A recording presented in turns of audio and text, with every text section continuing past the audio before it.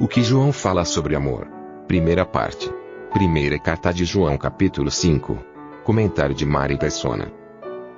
O apóstolo João continua falando do amor, e agora ele vem a um ponto em que ele dá algumas pistas de como identificar aqueles irmãos a quem nos é dito aqui para amarmos. No versículo 2, nisto conhecemos que amamos os filhos de Deus. Mas quem são esses filhos de Deus que amamos? Obviamente ele está falando aqui do amor fraternal, o amor para com aqueles que são irmãos em Cristo. Mas como sabemos quem é realmente irmão em Cristo? É claro que somente Deus conhece os corações, nenhum homem consegue sondar o coração de outro homem. Nós podemos observar suas atitudes, escutar o que eles dizem, observar sua maneira de ser, mas nunca o coração. É claro que se alguém negar Cristo, abertamente, com a sua boca, testemunhar contra, esse não é um irmão em Cristo, de jeito nenhum. E aqui uma das características que ele dá, não só para identificarmos quem são esses irmãos, mas também para até colocarmos à prova a nossa própria fé. Ele começa no versículo 1, dizendo que todo aquele que crê que Jesus é o Cristo é nascido de Deus. E todo aquele que ama ao que o gerou também ama ao que dele é nascido. Então começa na fé, primeiro em crer que Jesus é o Cristo. O que significa crer que Jesus é o Cristo? Significa crer que tudo o que foi dito acerca dele no Antigo Testamento é verdade. Quando a gente vai lá em Isaías 9, por exemplo, podemos até abrir, Isaías capítulo 9, os profetas do Antigo Testamento, eles prometeram que viria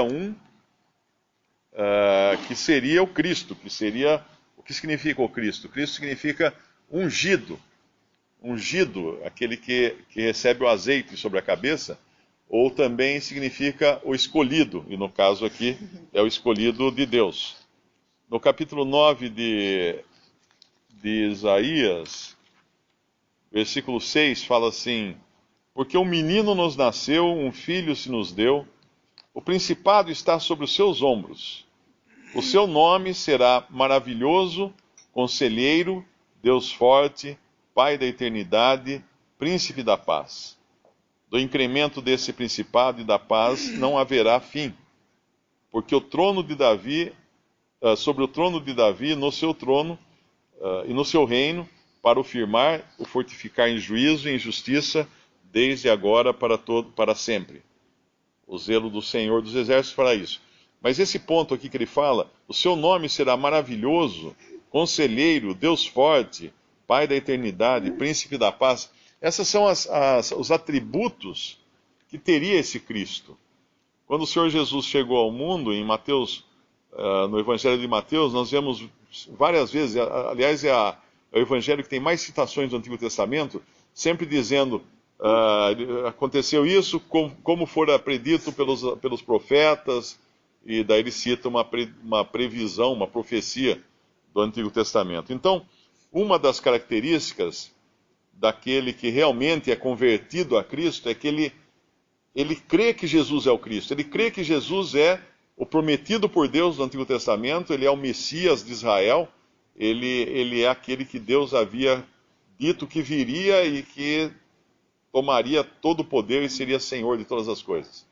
Mas uma outra característica também é no versículo 5. Quem é que vence o mundo, senão aquele que crê que Jesus é o Filho de Deus?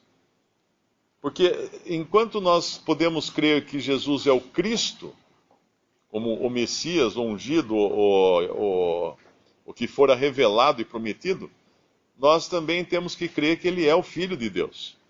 E crer que ele é o Filho de Deus implica crer na sua divindade.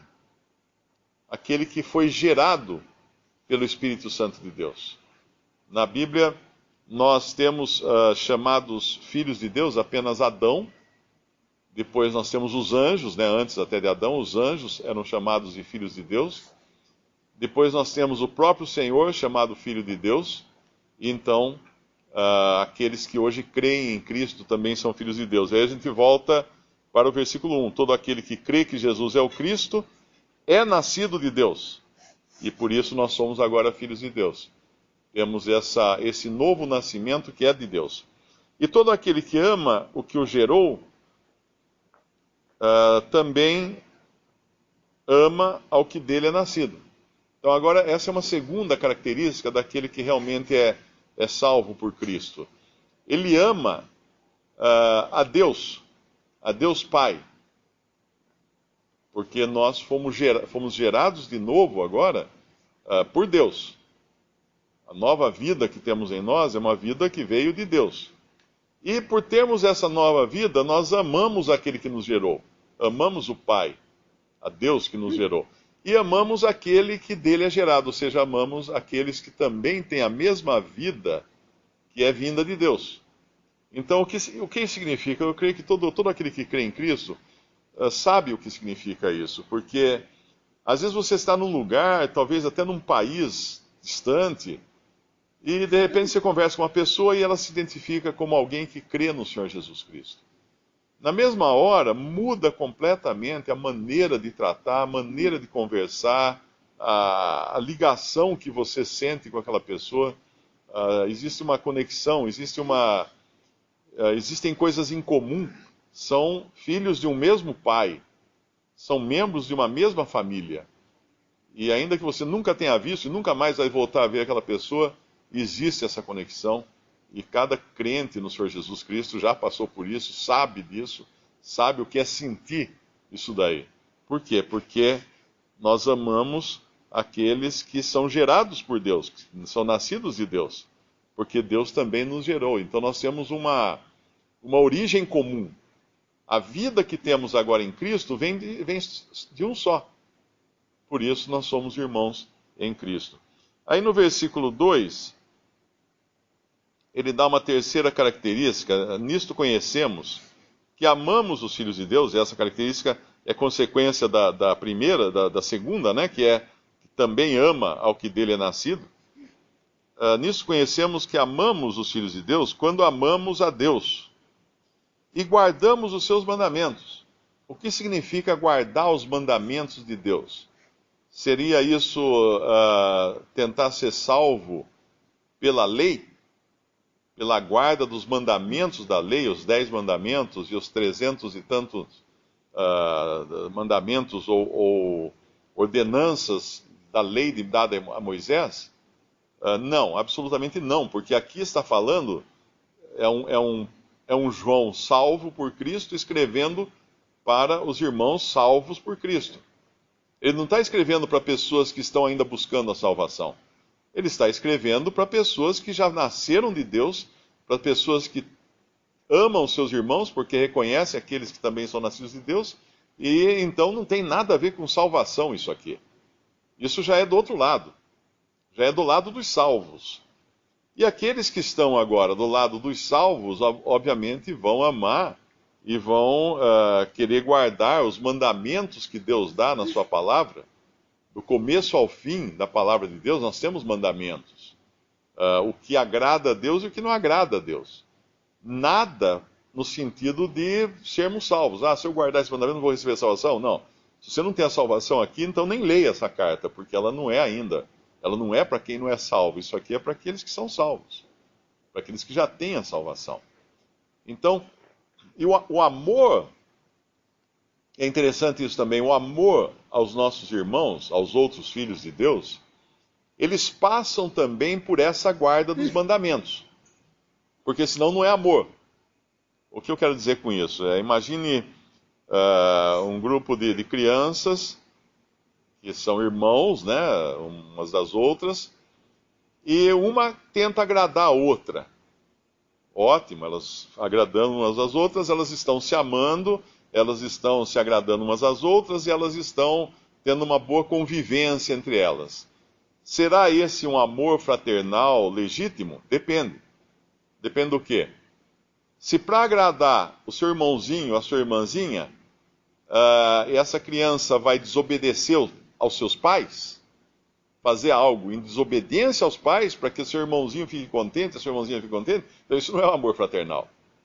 Isso não é amor fraternal, porque não é um amor dentro de uma ordem estabelecida nas coisas de Deus, que primeiro a obediência aos pais. Então ela tem que fazer alguma coisa que seja em obediência aos pais. Então, se eu amar meus irmãos para agradá-los, ou porque eles são legais, ou porque eu gosto deles, porque eu tenho afinidade, mas tudo isso fora da vontade do Pai, para poder amar meu irmão, eu vou ter que ir com ele num lugar que Deus não aprovaria, fazer coisas que Deus não aprovaria, viver de uma maneira não aprovada por Deus. Então isso não é amor. Isso não é amor. Isso, na verdade, eu estou caindo da posição de um filho de Deus para a posição de um filho rebelde contra Deus, e na minha rebeldia me associando à rebeldia de meu irmão para sermos rebeldes juntos. Vamos ser amigos rebeldes juntos, né? Vamos ser. Ele vai ser meu chapa na minha rebeldia, mas esse não é o amor que está falando aqui. O amor que fala aqui é aquele amor que é segundo Deus. Não é simplesmente amizade, porque a amizade pode nos levar a desviar dos caminhos de Deus. Muitas vezes nós temos tão grande amizade com algum irmão que acabamos fazendo vista grossa para a vontade de Deus, para não perdermos a amizade com esse irmão. Visite Respondi.com.br. Visite também 3minutos.net.